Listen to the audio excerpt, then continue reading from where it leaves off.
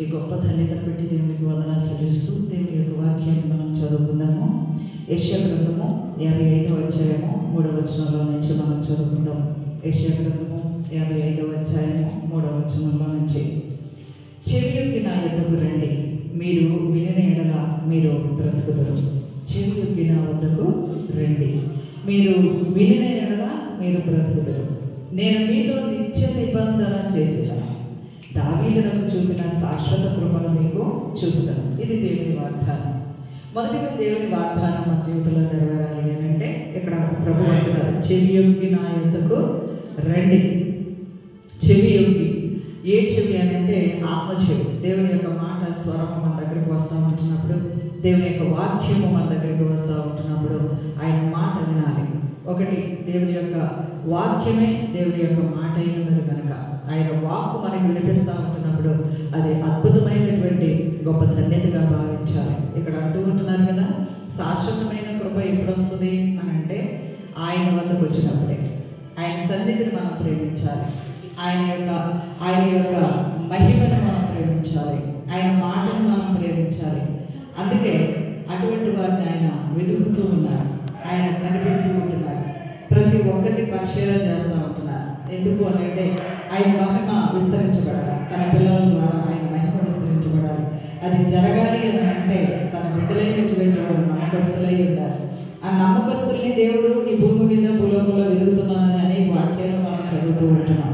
అందుకే ప్రభు అంటున్నారు, ఆయన నమ్మకమైన బిడ్డలు ఏం చేస్తారంట, ఆయన సన్నిధికి వస్తారు అంటున్నారు కదా. మీరు నా వద్దకు రండి చెప్తున్నారు, చెవియొగ్గి నా వద్దకు రండి అంటే దేవుని సన్నిధికి వచ్చిన చాలా మందికి వాక్యం అర్థం కాదు.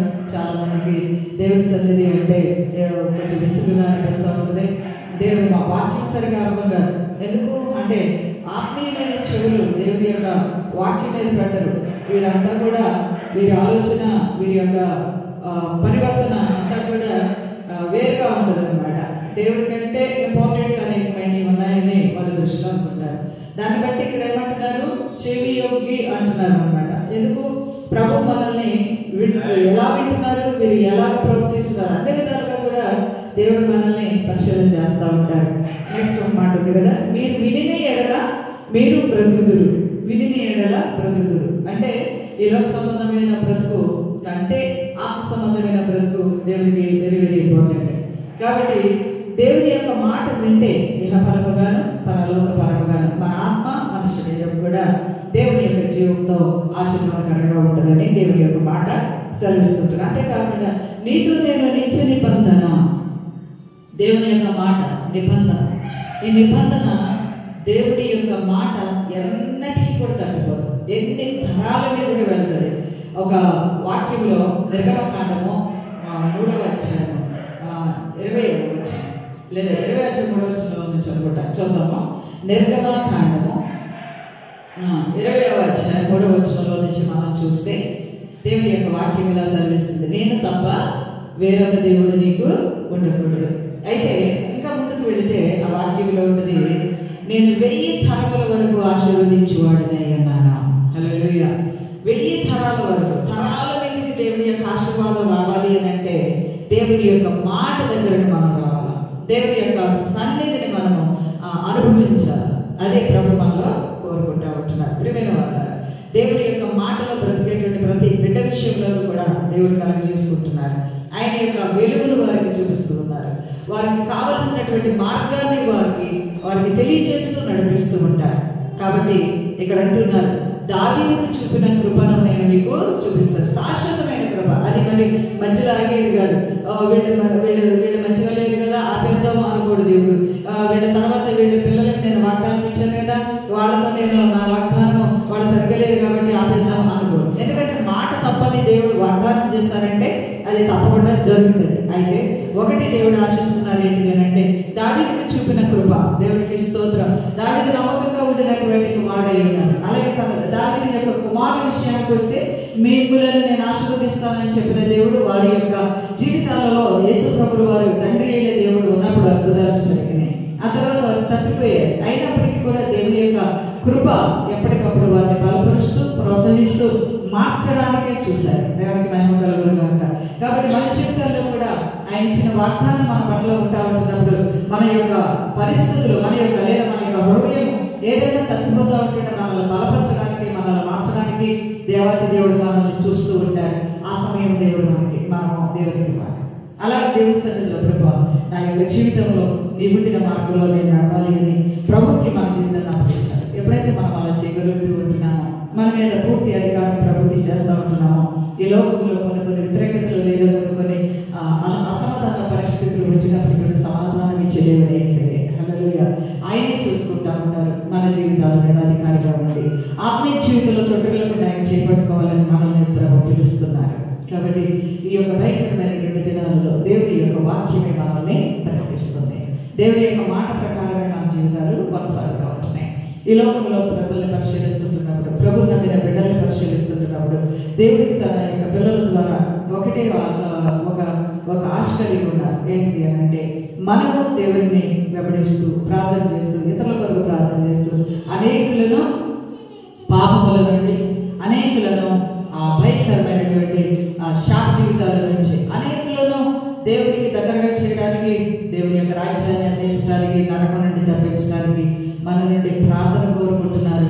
మన నుండి అనేకులకు సువార్త పెట్టాలని కోరుకుంటున్నారు. అనేకులు మన ద్వారా రక్షించబడాలని ప్రభు కోరుకుంటూ ఉంటున్నారు. ఇది ముఖ్యమైన బాధ్యత దేవుడు మనకి ఇచ్చింది. మనల్ని రక్షించుకున్నది కూడా, ముఖ్యంగా మనల్ని రక్షించుకున్నది ఆయన వెలుగు ఈ లోకంలో చూపించాలని. నేను ఈ లోకములకు వెలుగై ఉన్న ప్రకారం మీరు కూడా ఈ లోకములకు వెలుగై ఉన్నారు, వెలుగై ఉన్నారు అని చెప్పేశారు దేవుడు. కాబట్టి లోకములకు వెలుగై ఉన్నటువంటి బిడ్డలుగా మనము దేవుడిని వెంబడిస్తూ ఉంటున్నారు. ఆయన వెలుగు మనకి ఇచ్చారు. ఆ వెలుగులో జీవించడానికి పరిశుద్ధాత్మ దేవుడు మనం చేపట్టుకొని నడిపిస్తూ ఉంటున్నారు. ఇంకా దేవుడికి సమీపంగా ఉండాలి. ఈ లోకములో ఉన్నటువంటి వాటి కంటే ప్రభు ఒక మాట చెప్పారు, భూ సంబంధమైన వాటి మీద మీరు మనసు పెట్టండి, పర సంబంధమైన పరలోక పైన ఉన్న వాటి మీద మీరు మనసు పెట్టండి. అనగా దేవుని యొక్క వాక్యం మీద, దేవుని యొక్క రాజ్యం మీద మనం రక్షించబడి ఉండాలి. మనము దేవునికి అందుబాటులో ఉండాలి. అనేకులను ప్రభు దగ్గరికి నడిపించాలి. అనేకులు దేవుని తెలుసుకోవడానికి మనం కారకులుగా ఉండాలి. అది ఎలా జరుగుతుంది అంటే, ముఖ్యంగా దేవుడితో మనం నమ్మకంగా ఉండడం ద్వారా, మనము ప్రార్థన చేసుకోవడం ద్వారా, ప్రభువుకి మన యొక్క బాధ్యత ఏంటో ఆయనకి తెలవాలి. మనకు నేను బాధ్యత కలిగి ఉన్నాను అనే దానికంటే ప్రభు మనలో ఆ బాధ్యత చూడాలి, ఆ భారం చూడాలి. అప్పుడు తప్పకుండా దేవుడు మన పక్షంగా కార్యం జరిగిస్తారు. దావీదు మహారాజులు అదే చూశారు.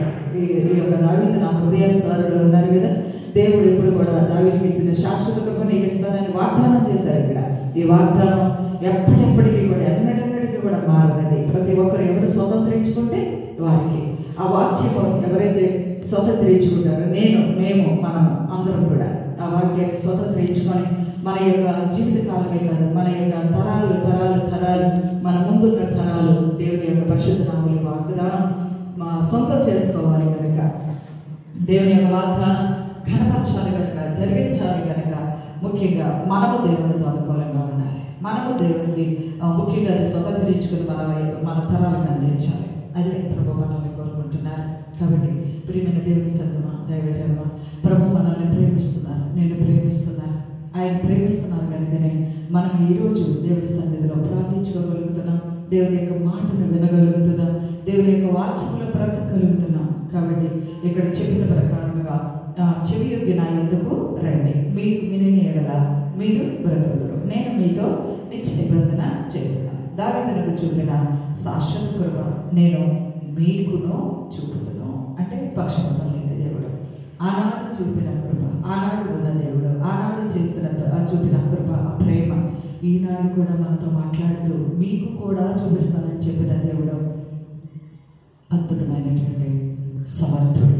మన కోసమే ఈ మాట. తప్పకుండా ఈ యొక్క వాగ్దానం మనము, మన కుటుంబాలు, మన బిడ్డలు సొంతమవుతారుగాక. ఆమేన్, ఆమేన్, ఆమేన్. ప్రార్థన చేస్తున్నాను. మహాపరిశుద్ధుడు అయిన దేవ, మహోన్నతుడు అయిన తండ్రి, దావీదుకు చూపిన కృప మాకు కూడా చూపిస్తానని ప్రభా, చెవికి నా వద్దకు రండి అని పిలిచావు ప్రభా. నీ పాదాల దగ్గర ఉన్నాం ప్రభా. మా హృదయాలను పరిశీలించే దేవుడు మీరు ఒక్కరేనైనా తండ్రి. మా హృదయ వాంఛలు, ఆలోచనలు ప్రభా మీరు నెరవేర్చి ప్రభా, మీ మహిమను అనేకులకు తెలియజేసే బిడ్డలుగా, సాధనములుగా మేము మా తరాలు ప్రభా దేవ ఎన్నటికీ కూడా ప్రభా తండ్రి శాశ్వతంగా నేను నీ కృప చూపిస్తానని చెప్పావు కదా ప్రభా. యేసునామములో దావీదు చూపిన శాశ్వతమైన కృప మాకును మా యొక్క బిడ్డల తరాలకును నిత్యము నీ రాకడ పర్యంతము కూడా ప్రభా మాపై నిలిచి ఉండను గాక. యేసునామములో ప్రార్థించి వేడుచున్నాము తండ్రి. ఆమేన్, ఆమేన్, ఆమేన్. మన తండ్రి అయిన దేవుని ప్రేమ, కుమారుడైన యేసుక్రీస్తు వారి కృప, పరిశుద్ధాత్మ నేడు సహవాసం నిత్యము ఎల్లప్పుడూ కూడా తోడైండి మనందరికీ నడిపింపు దయచేయను గాక. ఆమేన్, ఆమేన్, ఆమేన్. యేసు రక్తమిచ్చి సిలువలో ఇచ్చిన ప్రవేశనామకే సంపూర్ణమిచ్చి అపవాది క్రియల కనుక నాశనం కలుగుగా చేసినామకే సంపూర్ణమిచ్చేమో కలుగుగా. ఆమేన్.